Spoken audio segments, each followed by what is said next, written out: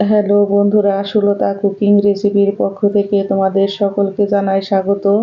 আজকে দেখো আমি ভীষণই মজার একটি রেসিপি নিয়ে হাজির হয়েছি, কলমি শাকের বড়া।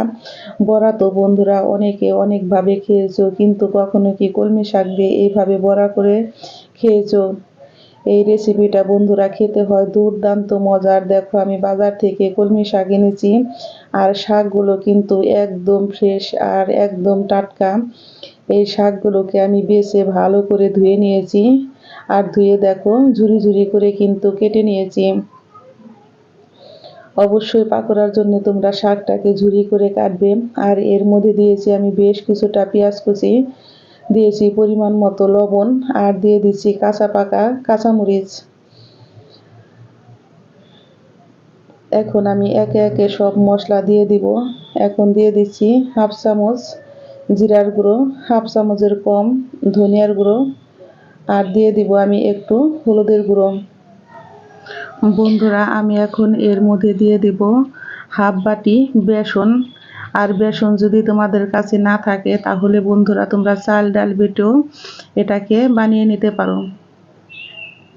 এখন আমি দিয়ে দেব এর মধ্যে অল্প পরিমাণে একটু বেকিং পাউডার। এখন আমি দিয়ে দেব এর মধ্যে 1 প্যাকেট ম্যাগি মশলা। তোমরা যদি বন্ধুরা ম্যাগি মশলা তোমাদের হাতের কাছে না থাকে তাহলে তোমরা একটু গরম মশলাও দিতে পারো, কিন্তু খেতে হয় ভীষণই মজার বন্ধুরা। আর আমি তোমাদের যেভাবে দেখাচ্ছি তোমরা যদি সেইভাবে অবশ্যই বাড়িতে বানিয়ে খাও তাহলে তোমরা একবার বানাবে না, তোমরা বারবারই এইভাবে বানিয়ে খাবে, আমি তোমাদের কথা দিচ্ছি। আর এর মধ্যে দেখো দিয়ে দেব একটা ডিম। ডিমটা দিয়ে আমি এখন ভালো করে মেখে নিব। আর বন্ধুরা তোমরা যদি কেউ ডিম না খেতে চাও তাহলে কিন্তু ডিমটা স্কিপ করতে পারো, কিন্তু ডিমটা দিলে পাকোড়াটা খেতে হয় দুর্দান্ত মজার। দেখো সমস্ত উপকরণ আমার দেওয়া হয়ে গেছে। এখন আমি হাত দিয়ে ভালো করে চটকে মেখে নিব।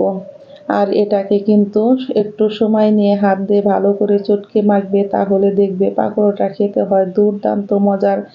আর আমার কিন্তু এখন জলের কোনো প্রয়োজন হবে না বন্ধুরা, তোমরা দেখতেই পারছো। যদি তোমরা ডিম না দাও তাছাড়া কিন্তু তোমাদের জলের প্রয়োজন হতে পারে, সেই জন্য তোমরা একটু জল দিয়ে মেখে নিতে পারো।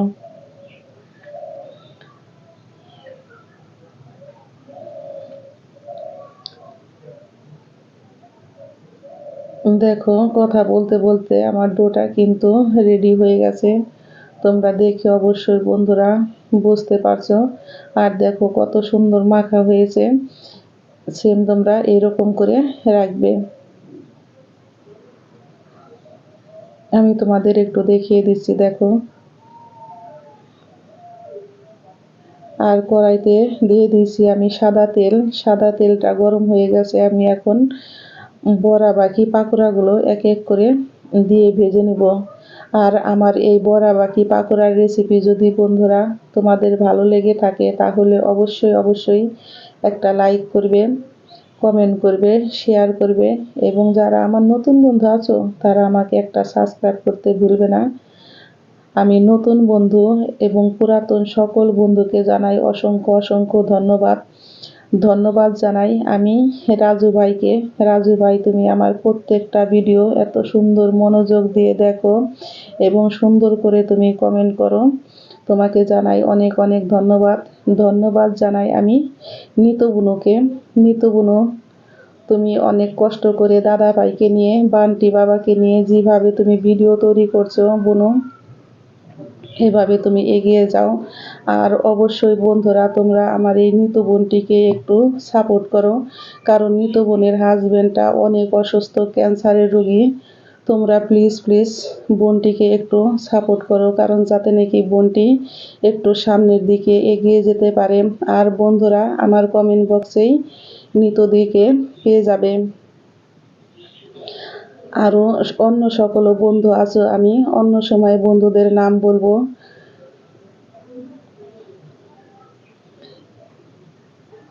এর মধ্যে আছো আমার প্রিয় শিশির আপু কিন্তু সকলকে অনেক অনেক ভীষণই সাপোর্ট করে।